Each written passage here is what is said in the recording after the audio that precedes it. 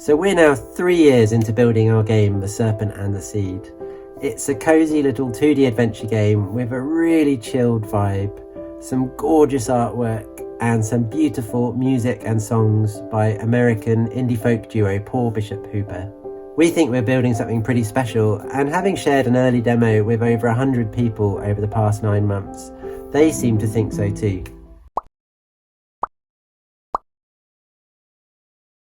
But maybe some of these people are a little bit biased, because there is something somewhat unusual about The Serpent and the Seed. You see, it's based on the big story of the Bible.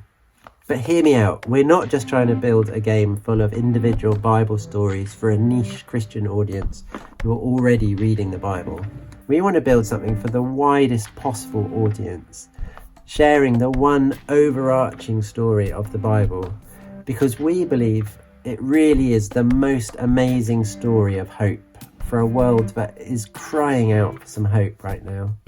So 3 years in, and having so far only shared it at Christian conferences, we thought it was high time to share it at a secular games conference and see how people there responded. And so this January we booked in to exhibit at PocketGamer Connects London. First though, we had a whole bunch of new content to create. Our previous demo skipped over some pretty important details in the Garden of Eden. What was this fruit that Adam and Eve weren't supposed to eat? Why was it such a big deal in the first place? And if they'd been told not to eat it, why did they? And then, of course, inevitably, a few days before the conference, as is my habit now, I found a few crazy bugs. Our little robin kept moonwalking every time it entered a scene. The serpent kept tying itself in knots. And worst of all, every now and again, the old scene would just stay there sitting on top of the new scene. This is fine. But we figured it all out and managed to get the game into a place where it was pretty stable. So I packed up my suitcase. I got our business cards ready, some funky stickers, a beautiful new poster for the backdrop, our swanky new embroidered hoodies, and of course our trusty potted plant, which is now looking considerably bigger than when we got it last year back at Word Live. A cuddly snake. And of course, last but not least, jelly serpents. Travelling there, I won't deny it, I was starting to get pretty nervous. How would people respond to our weird little game? Apathy? Hostility even? We'd also added a whole bunch of new content since we last demoed it. I had no idea how people were going to respond to all that. There was a part of me that thought all we'd done was make it worse compared to that snappy little demo we shared last year. Oh, hi. So then it was time to set up the stall. We were part of the big indie zone, filled with a whole range of other amazing games from talented developers. Games about metal detectorists, games about cat detectives, games about colours and gravity. But once the doors open, we had a steady stream of people playing The Serpent and the Seed. And I have to say, I was really not prepared for the reaction we got.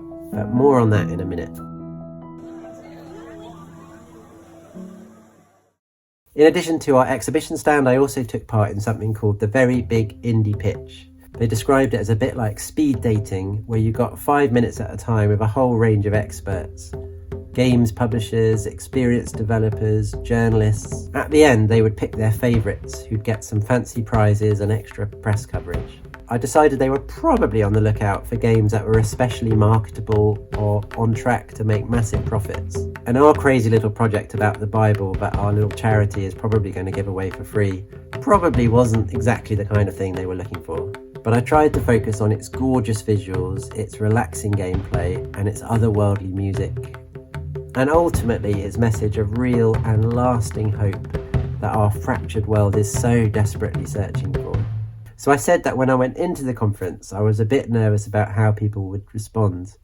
I was expecting apathy, possibly some hostility, at least a little bit of pushback for the fact that our game was based on the Bible. But I needn't have worried. People loved it. But don't take my word for it. Here's what a couple of them had to say. Yeah, no, it was amazing. Like, it was so beautiful, but more than anything is It just put me at peace and ease. Honestly, it was a moment of zen and peace. I needed it. This was one of the most visually stunning games I've played in a while, especially the handcrafted artwork. I don't think I've seen anything like it through all my time playing games. And I don't say that lightly. We had one guy on the verge of tears saying, "I never expected a computer game to make me cry." People consistently commented on how beautiful the artwork was, how gorgeous the music was, and I was especially encouraged that in the survey at the end, quite a few people cited some of our new content as amongst their favourite moments. The whole experience was amazing for us.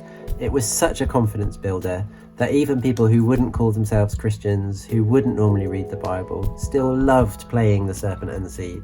And these are people who really know their games. It was also super useful to have done a bunch of user testing on some of the new content, found some of those areas where people tended to get a bit stuck or needed a bit more guidance, and of course found a few new bugs along the way.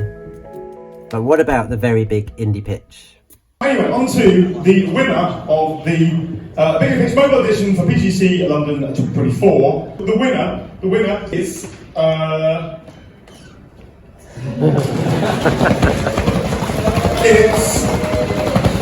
It is Kingland from Tornado Bear. Oh well. Well, we never really expected to do terribly well given our unusual business model. And having received some feedback from the judges, it seems I didn't communicate at all well that this is a game intended for the mass market, not just for people who already call themselves Christians. And also that it's not just a bunch of individual, unrelated Bible stories, but we're really trying to teach that one big overarching story. And truly, the whole experience felt like such a win for us. We had such a blast. So now it's time to get our heads down and build the rest of the game.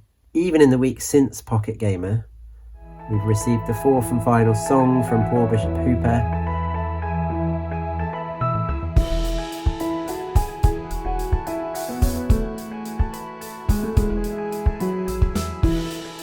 Greg's given us some more amazing artwork, and I've managed to have some epic maps to try and recuperate. If you want to follow along with the Serpent and the Seed, make sure you hit like and subscribe below. Follow us on social media as @SerpentSeedGame, and head to our website where you can join our monthly email newsletter, serpentseedgame.org, or it's in the description below.